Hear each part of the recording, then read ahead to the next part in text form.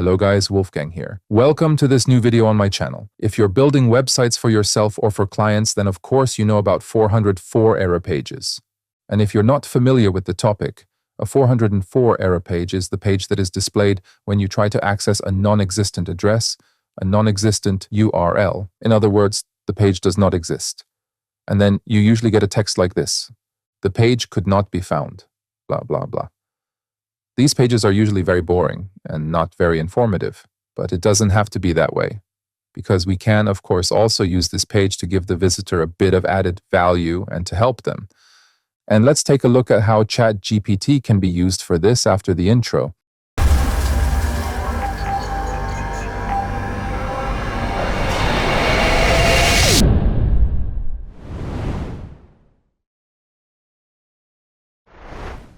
A few days ago, I played around a bit with ChatGPT and developed a prompt that can help me to write sensible texts for 404 error pages, because it's often the case that the texts are not very meaningful, they are relatively boring, they offer the visitor no added value.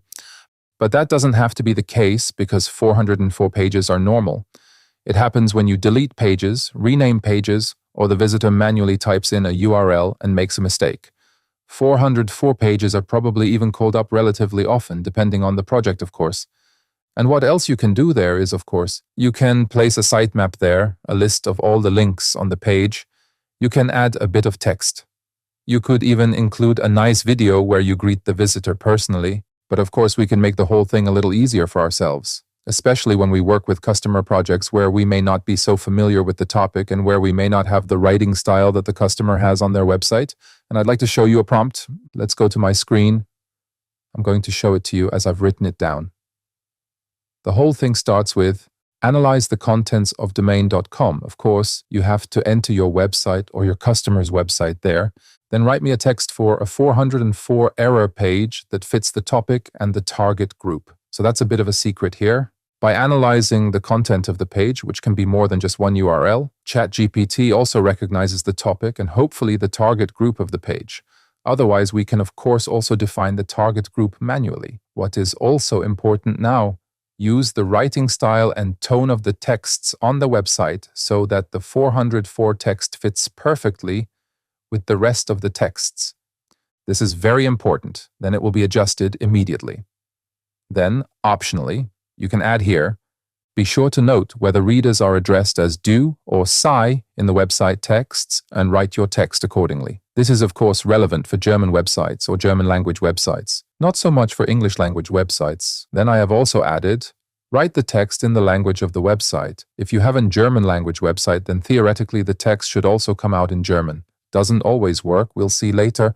And also important, the text should provide visitors with added value, but also not be boring. Of course, you can experiment a little here. And what can this look like in practice? I've now let it loose on my website here. And the first thing I get here is an analysis. The website reflects a friendly and supportive tone, focused on providing typo-free learning resources and services, direct, informative, and so on and so forth. And here is a suggestion for the text of a 404 error page. Headline, oops, something went wrong. Hey, it looks like you got a little lost. Don't worry, it happens to the best of us and all that. While I work on solving this little mystery, here's what you can do. Check the URL. So there are solutions right here. Use the search function, if I have one. I don't actually have a search function on my website, then I would have to adapt it accordingly. But what's really cool now is discovering more.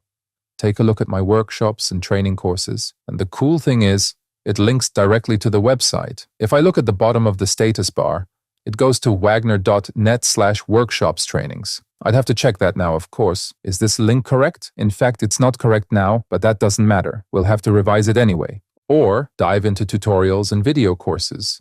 Here too, he immediately suggests a link. That's another tip. If you have such texts, place keywords here that you link to internally. Use this to strengthen your internal linking. If you still can't find what you're looking for, or just want to chat, contact me directly. Then go to the contact page or the contact form, and of course you can customize it. As is so often the case, this is a basis, an idea that you can take and expand on. And I think it's already pretty cool. We can take it further. I let it loose on typo3.org. The Typo3 website, the central source of information for everything to do with Typo3. It emphasizes the importance of the Typo3 community and stresses that Typo3 is a free open source CMS managed by the Typo3 Association and so on. Okay, that reads pretty well. Oops, this page could not be found.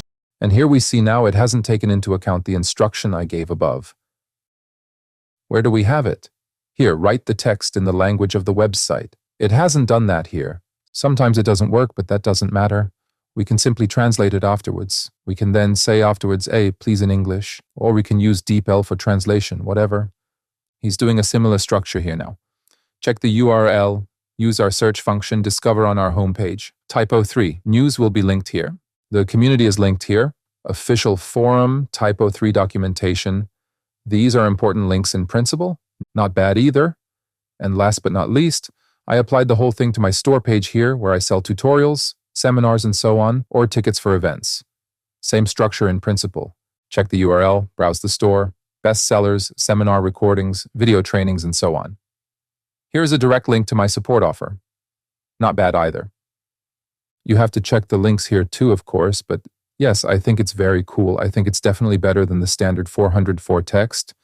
And if you enrich the whole thing a little, optimize it a little, maybe even add a video, a nice one, to address the visitor directly, then it's a 404 page that actually offers added value.